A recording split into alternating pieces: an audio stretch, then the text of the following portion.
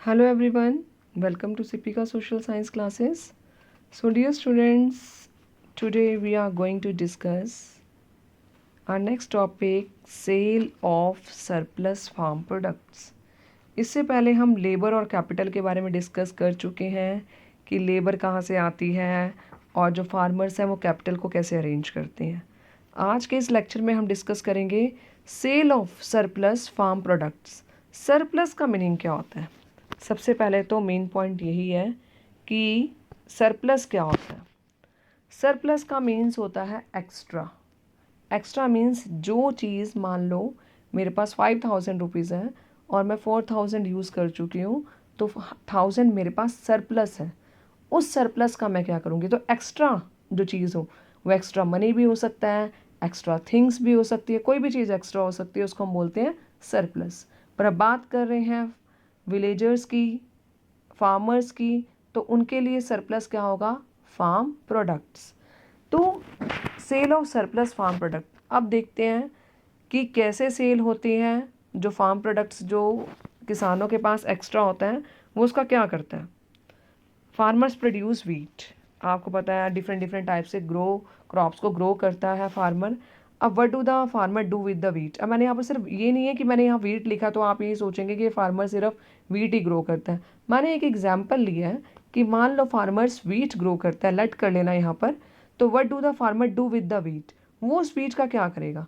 अब दो अलग अलग कैटेगरी है, एक है स्मॉल फार्मर्स की और एक है मीडियम और लार्ज फार्मर्स की। अब मीडियम और लार्ज फार्मर्स क्या करते हैं सरप्लस का, और जो स्मॉल फार्मर्स हैं वो क्या करता है सरप्लस का? अब देखो नाम से ही पता चल रहा है स्मॉल, तो आपको क्या लगता है कि स्मॉल फार्मर्स के पास क्या सरप्लस होगा? अभी पीछे हमने लैंड के बारे में डिस्कस किया था कि स्मॉल फार्मर्स के पास लैंड कितना होता है? बहुत कम। तो वो अपने लैंड पर काम करने के साथ साथ दूसरों के खेतों पे भी काम करता है एज अ लेबरर, क्योंकि उसके पास इतना पैसा नहीं होता कि वो मनी या कैपिटल का अरेंजमेंट कर सके। तो स्मॉल के पास जब लैंड कम होगा तो उसके पास सरप्लस भी कम होगा। सरप्लस मतलब एक्स्ट्रा वीट। तो दे हैव लिटल सरप्लस, उनके पास बहुत कम सरप्लस होता है, क्योंकि उनका जो प्रोडक्शन होता है बहुत कम होता है। और जितना प्रोडक्शन होता है वो किसके लिए रखते हैं? अपनी फैमिली की नीड्स को पूरा करने के लिए रखते हैं, कि सिर्फ हमारी फैमिली की ज़रूरतें पूरी हो जाए, उनको टाइम से 2 वक्त की रोटी मिल जाए, उतना ही बहुत है। वो उनके पास इतना नहीं होता कि वो उसको मार्केट में सेल कर सके। तो small farmers they have little surplus, there why? Because their production is very small, so they keep share of their own family needs, कि वो इतना ही रखते हैं जितने में उसकी फैमिली की ज़रूरतें पूरी हो जाएं। उनके पास इतना नहीं होता कि वो मार्केट में सेल करें। अब मीडियम और लार्ज फार्मर की बात करें। अब मीडियम और लार्ज फार्मर जो है वो क्या है? वो रखते हैं सेल्फ कंजप्शन के लिए, मतलब खुद के लिए। वो स्मॉल फार्मर्स भी रखते हैं सेल्फ कंजप्शन के लिए, ऐसा नहीं है कि स्मॉल फार्मर्स के पास नहीं होता। बट मीडियम और लार्ज फार्मर्स सेल्फ कंजप्शन के साथ साथ उनके पास एक्स्ट्रा भी बचता है, और वो एक्स्ट्रा को क्या करते हैं? मार्केट में बेच देते हैं। अब मार्केट में बेचेंगे तो उनको क्या मिलेगा? एक्स्ट्रा अमाउंट मिलेगा। अब वो एक्स्ट्रा अमाउंट का क्या करेंगे? वो एक्स्ट्रा अमाउंट भी इनके लिए बहुत फ़ायदेमंद है, कि वो they earn a good amount of money, क्योंकि जो उन्होंने सरप्लस बेचा है मार्केट में, उससे उनको पैसा बहुत मिला। अब उस पैसे का वो कैसे यूज़ करेंगे? They use this money to purchase input for next season. अब आपने पीछे देखा था, मैंने बताया था आपको कि उनको लोन लेना पड़ता है स्मॉल फार्मर्स को। उनके पास पैसा, कैपिटल कैसे अरेंज करते हैं? वो लोन लेके करते हैं। बट जो मीडियम और लार्ज फार्मर्स हैं उनको लोन लेने की ज़रूरत नहीं पड़ती है, क्योंकि उन्हें लोन लेना लेना ही नहीं पड़ता, क्योंकि उन्होंने सरप्लस जो बेचा उनसे जो मनी आया और उस मनी को उन्होंने बैंक में सेव कर लिया। और उस मनी को बैंक में सेव करने से उनको ये फ़ायदा हुआ कि जब नेक्स्ट सीज़न में उनको इनपुट्स चाहिए होंगे तो वो अपने बैंक से निकलवा के इस मनी का क्या कर सकते हैं? यूज़। और उसके साथ साथ क्या कर सकते हैं? कैपिटल इक्विपमेंट परचेज कर सकते हैं। जैसे ट्रैक्टर परचेज कर लिया चाहिए तो उन्हें, तो एक तरह से उनकी फिक्स्ड कैपिटल क्या हो जाएगी? इंक्रीज़ हो जाएगी। और उसके साथ साथ जो उनके पास एक्स्ट्रा मनी है, उस एक्स्ट्रा मनी को वो क्या स्मॉल फार्मर्स को भी दे सकते हैं, ताकि उनको वहाँ से भी क्या आता रहे? इंटरेस्ट आता रहे। तो वो इस तरीके से भी मनी अर्न करते हैं इंटरेस्ट के तौर पर, और अपनी नॉन फार्म एक्टिविटीज़ भी स्टार्ट कर सकते हैं। तो अब मैंने आपको बताया स्मॉल फार्मर्स सरप्लस का क्या करते हैं, उनके पास तो होता ही नहीं है, और जो मीडियम और लार्ज फार्मर्स हैं वो अपने लिए रखते हैं अनाज और बाकी को मार्केट में बेच देते हैं, और मार्केट में बेचने के बाद वो अपने मनी को इन चीज़ों में इन्वेस्ट कर सकते हैं, इनपुट परचेज करने में, कैपिटल इक्विपमेंट मतलब कोई भी मशीनरी उन्होंने ले ली है, या स्मॉल फार्मर्स को लोन दे देते हैं एक्स्ट्रा पैसा जिनसे भी उनको इनकम आती है एज इंटरेस्ट, और अपनी नॉन फार्मिंग एक्टिविटीज़ भी वो स्टार्ट कर सकते हैं। अब स्टूडेंट्स मैं आपको इसका एक हमारे ये स्टोरी में है, स्टोरी है हमारी जो तेजपाल के बारे में। अब तेजपाल के बारे में पहले भी पढ़ा है हमने।